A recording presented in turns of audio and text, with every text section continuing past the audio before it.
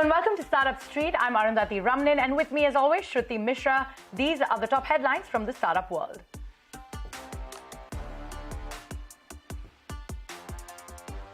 Central Consumer Protection Watchdog issues notices to Ola and Uber after receiving almost 19,000 complaints against the platforms. The cab aggregators have also been pulled up for the lack of adequate grievance redressal. Notices also to cover concerns of unreasonable levy of cancellation charge and lack of info on algorithm.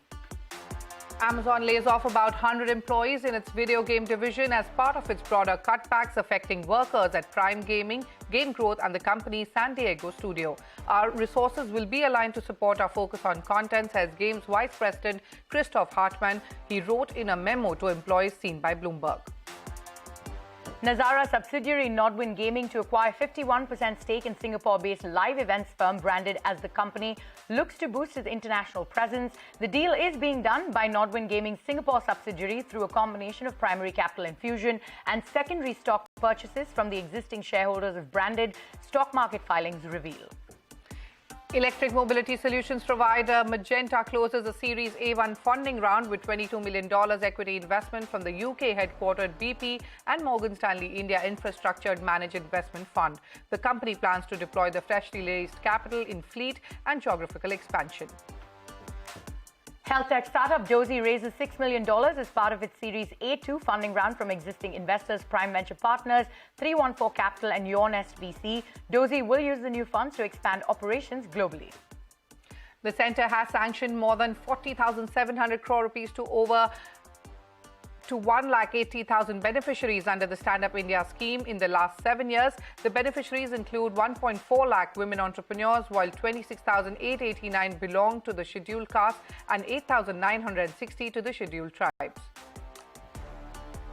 Cryptocurrency Dogecoin rallies 30% after Elon Musk replaces the iconic bluebird logo of Twitter to the dog meme for the web version. Meanwhile, Musk faces more legal troubles after a lawsuit claims contract workers were laid off illegally without notice. Those are the headlines we are tracking for you this evening.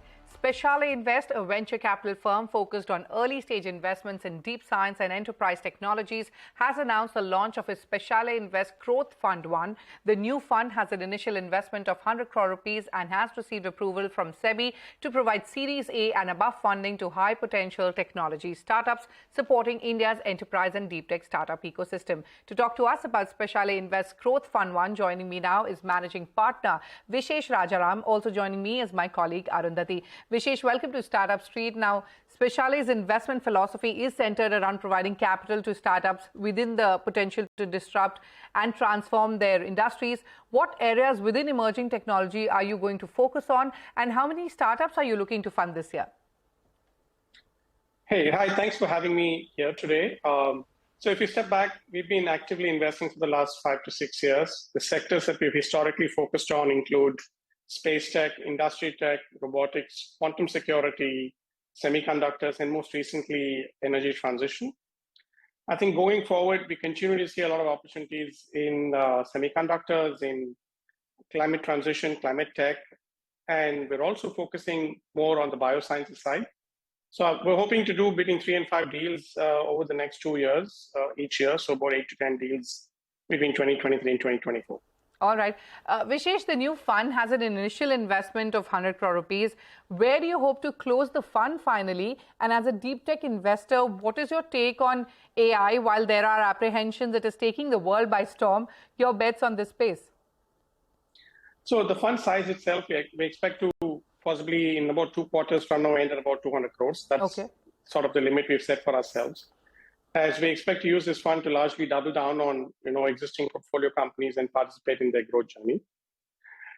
Coming to the other question, particularly on AI itself, a lot of it is uncovering as we speak. There's GPT-4 and 5 that we're talking about.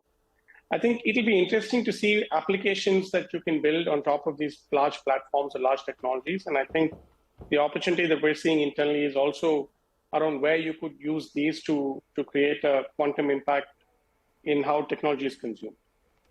All right. Vishesh, hi, Arundhati here. You hope to make follow-on investments in winners from your early-stage portfolio companies. So take us through which ones you're betting big on. How well are your portfolio companies faring at this point?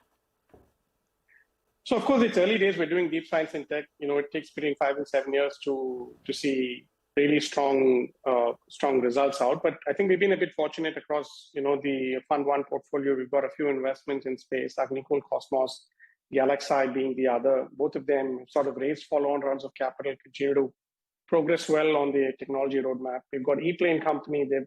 They've got a prototype that they should be flying soon.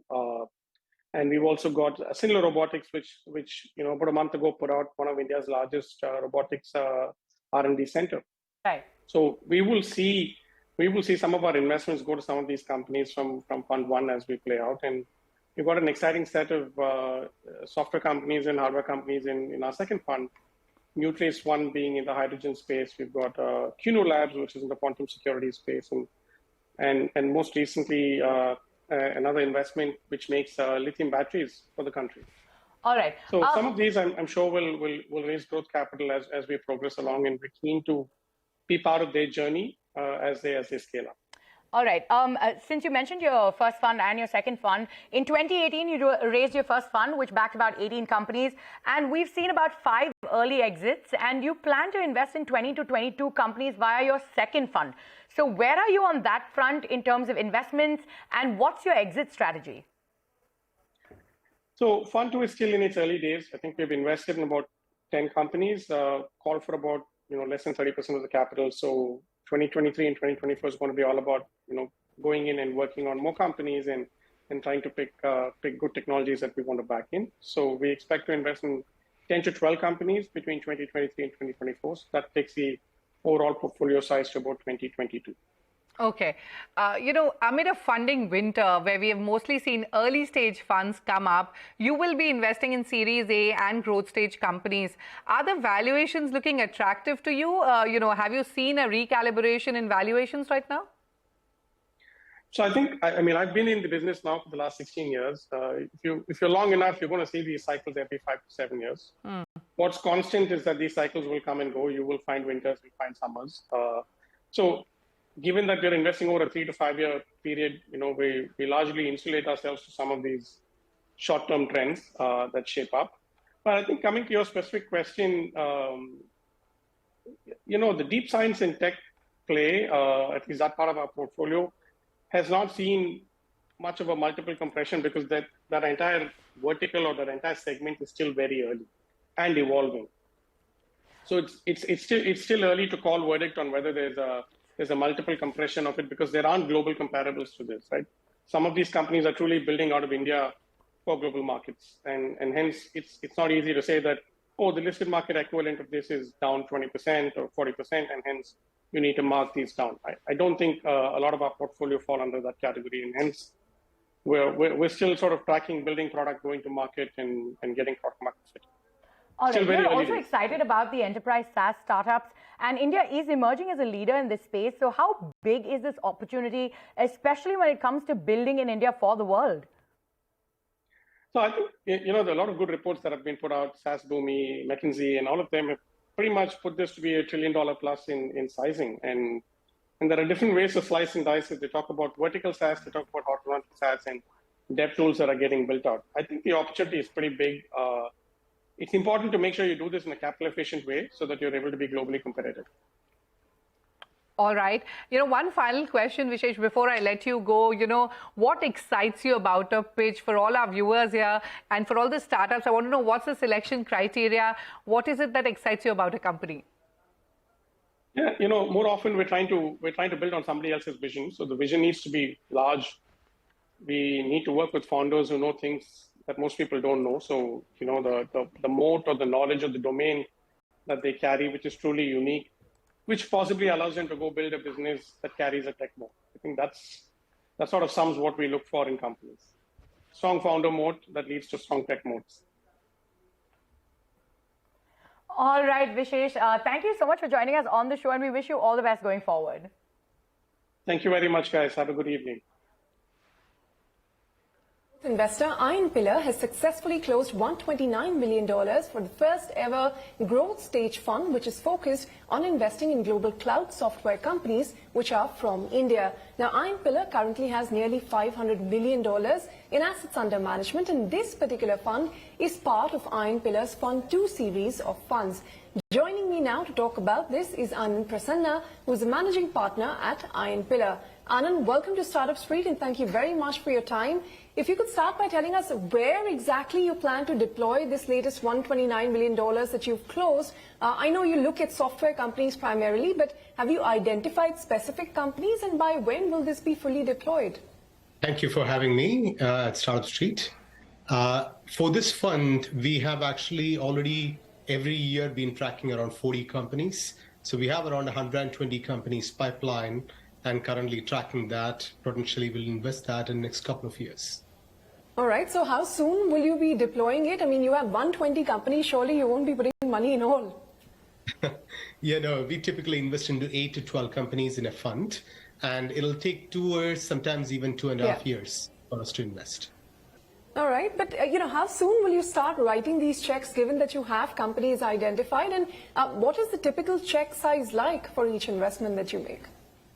We've actually started writing a couple of checks already from this fund, and typical check sizes which we write are anything from 8 to 12 million initially, and we could go up to $20 million in a company. Focus, like we've been talking about for Iron Pillar, has been SaaS and consumer tech very much. Yes. Why just those two? I mean, is there a reason behind that? And any specific themes within these two that look more promising to you from an investment point of view? So this particular vehicle is fully focused on SaaS for global markets. Inside that, we invest into 4 areas: automation, security, dev tools, and also future of work and education.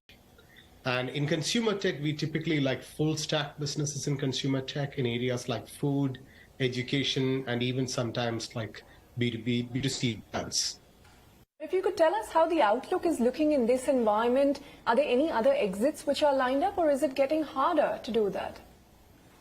Interestingly, and I'd like to thank our founders, we have some very good assets, and there is some good interest from other buyers to potentially acquire some of these assets at this point of time. There is also some IPOs which are getting lined up for the IPO market to open up and get exits there. So we expect significant amount of capital to be returned in the next 12 months itself from these avenues.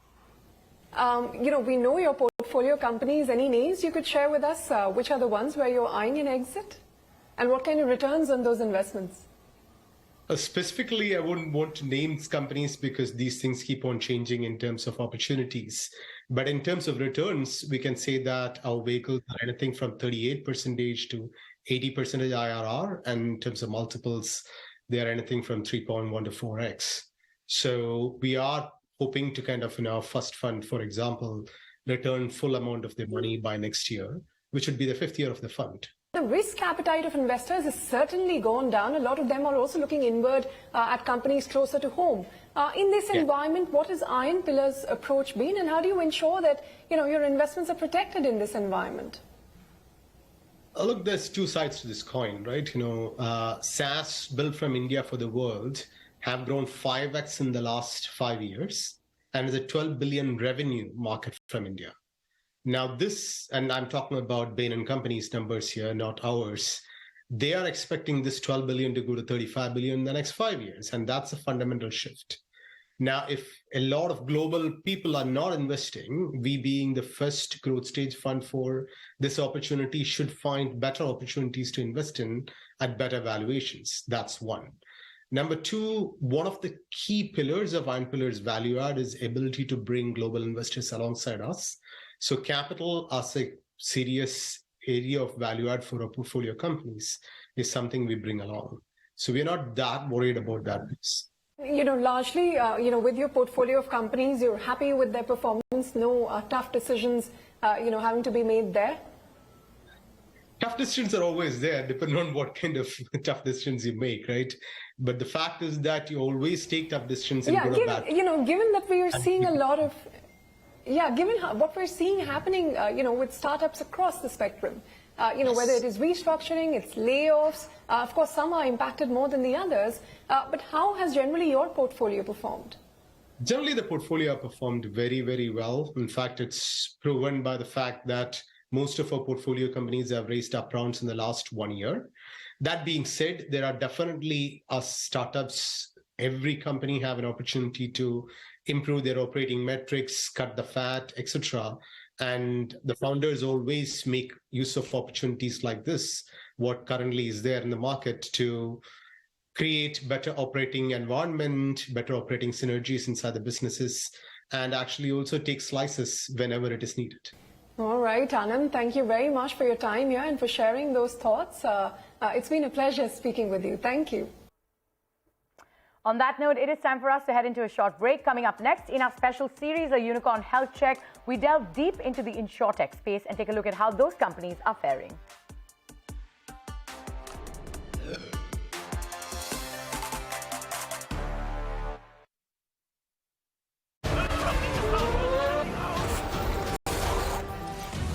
Along with instant analysis from economists, bankers and policymakers, so that you understand the impact of the policy on your loans, your savings, your investments and your businesses.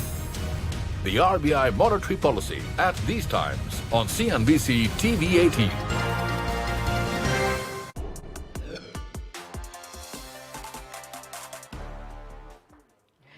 Welcome back to Startup Street. PhonePe founder and CEO Sameer Nigam says the company will explore a potential listing through an IPO in 2024-2025, provided the market condition is conducive. Speaking exclusively to Shireen Bhan, he also said interchange fee on UPI is inevitable in the future and also found the whole idea of layoffs by global companies obnoxious. Take a look. The wallet play doesn't involve an interchange because the issuer ties up with the shopkeeper and they pay them directly. Again, my gut says this will get normalized or standardized pretty soon across the industry. You'll land at about somewhere between 1.4 to 1.6%. I think it's inevitable, but my reasons for saying that are slightly different. I think there's a considerable amount of investment that's happening outside of the banking system. This is the fintech system, as we call it, both on the consumer side and the acquiring side. So at this point, I'd say 24, second half, 25, we'll start looking at the right time for an IPO. Obviously, the market environment also has to change a bit. I don't think it's a good time for tech business to go public. Comment on Paytm specifically, but I'll say this.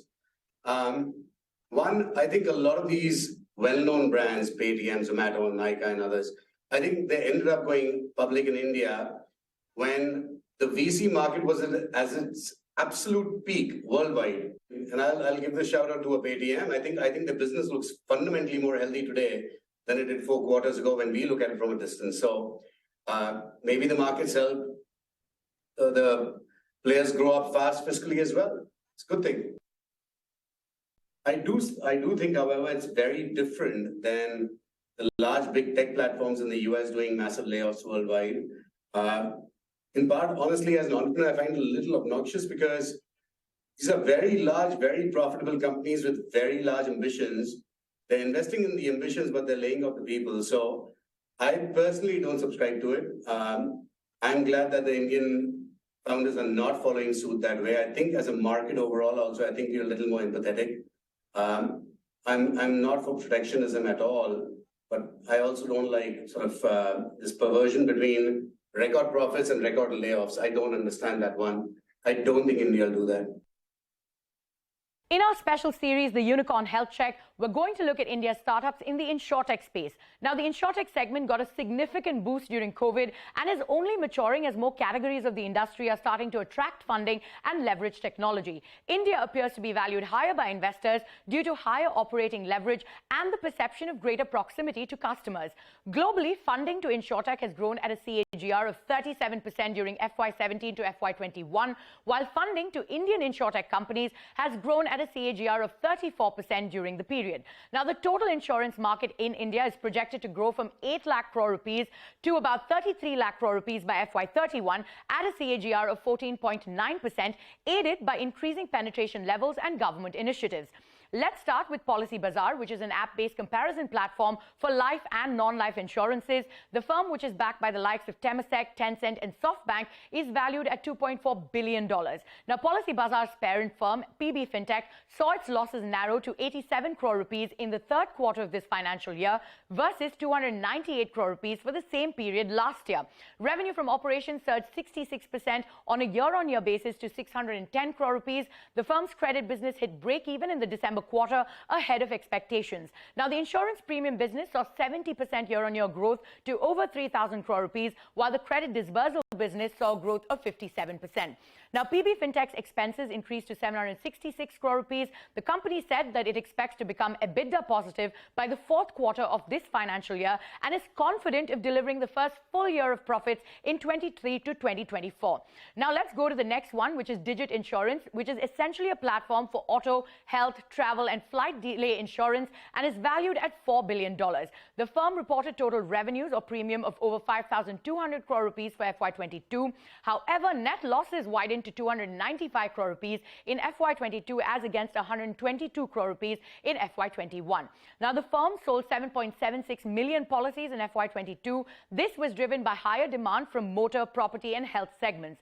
Go Digit Insurance also refiled draft papers for a $440 million initial public offering after addressing the market regulator's concerns related to the company's employee stock plans, which had initially stalled the offering for months. Finally, digital insurance firm ACO has raised a total funding of over close to $460 million. ACO's revenues soared 2.37 times to come in at over 1,300 crore rupees. Income from the collection of the gross premium contributed 61.5% of the total revenue, which surged 2.3x to 826 crore rupees in FY22. However, the General Atlantic-backed startup saw its net loss increase 3 times to 483 crore rupees versus 132 crore rupees in the previous fiscal. ACO spent 1.37 rupees to earn a single unit of operating revenue. However, the improvement in unit economics augurs well for the firm. Aggressive marketing aside, feedback on claims handling has also been positive. And with that, it is a wrap on this edition of Startup Street. More news and updates coming up on the other side. Stay tuned.